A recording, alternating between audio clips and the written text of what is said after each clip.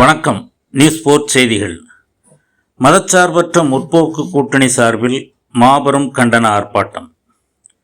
ஒன்றிய பாஜக அரசின் தவறான வெளியுறவு கொள்கையாலும் போதிய முன்னெச்சரிக்கை நடவடிக்கை எடுக்காததாலும் ஏற்பட்டுள்ள சமையல் எரிவாயு தட்டுப்பாட்டை கண்டித்தும் தமிழ்நாட்டை தொடர்ந்து வஞ்சித்து வரும் ஒன்றிய அரசையும் அதன் கூட்டணி கட்சிகளையும் கண்டித்து மதச்சார்பற்ற முற்போக்கு கூட்டணி சார்பில் அனைத்து மாவட்டங்களிலும் உள்ள ஒன்றிய, நகர, பகுதி, பேரூர்களில் 15/3/2026 ஞாயிற்றுக்கிழமையன்று மாபெரும் கண்டன ஆர்ப்பாட்டம் நடைபெற்றது. அதன் ஒரு பகுதியாக சென்னை தெற்கு மாவட்டம் சோழங்கநல்லூர் மத்திய பகுதி சார்பில் டாக்டர் கலைஞர் கருணாநிதி சாலை சோழங்கநல்லூர் சிக்னல் அருகில் மாபெரும் கண்டன ஆர்ப்பாட்டம் சோழங்கநல்லூர் தொகுதி சட்டமன்ற உறுப்பினர் மற்றும் திமுகவின் சோழங்கநல்லூர் மத்திய பகுதி கழக செயலாளர் அரவிந்த் ரமேஷ் தலைமையில் நடைபெற்றது. இந்த நிகழ்வில் தென்சென்னை நாடாளுமன்ற உறுப்பினர் மற்றும் கழக கல்வியாளர் அணி செயலாளர் முனைவர் தமிழச்சி தங்கப்பாண்டியன், சோழங்கநல்லூர் தொகுதி பொறுப்பாளர் டாக்டர் அரிமா, நாகை சந்திரபாபு ஆகியோர் சிறப்பு அழைப்பாளர்களாக கலந்து கொண்டு கண்டன உரை நிகழ்த்தினர். இதில் மாவட்ட கழக, பகுதி கழக, 198வது வட்டக்கழக நிர்வாகிகள், அனைத்து அணிகளின் நிர்வாகிகள், கழக முன்னோடிகள் மற்றும் கூட்டணி கட்சியினர் ஏராளமானோர் கலந்து கொண்டு முழக்கமிட்டனர். நிகழ்ச்சிக்கான அனைத்து ஏற்பாடுகளையும் 198வது வட்டக்கழக செயலாளர் காரப்பாக்கம் பா. தேவகுமார் செய்திருந்தார். நியூஸ் 4 செய்திகளுக்காக வை. மாரிமுத்து. என்னாச்சு மோடிஜி, என்னாச்சு எல்பிஜி, என்னாச்சு?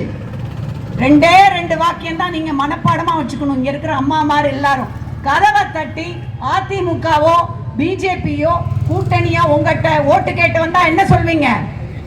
என்னாச்சு எல்பிஜி, என்னாச்சு மோடிஜி எல்பிஜி, என்னாச்சு மோடிஜி எல்பிஜி, என்னாச்சு ஐயா எடப்பாடி சிலிண்டர் என்னாச்சு?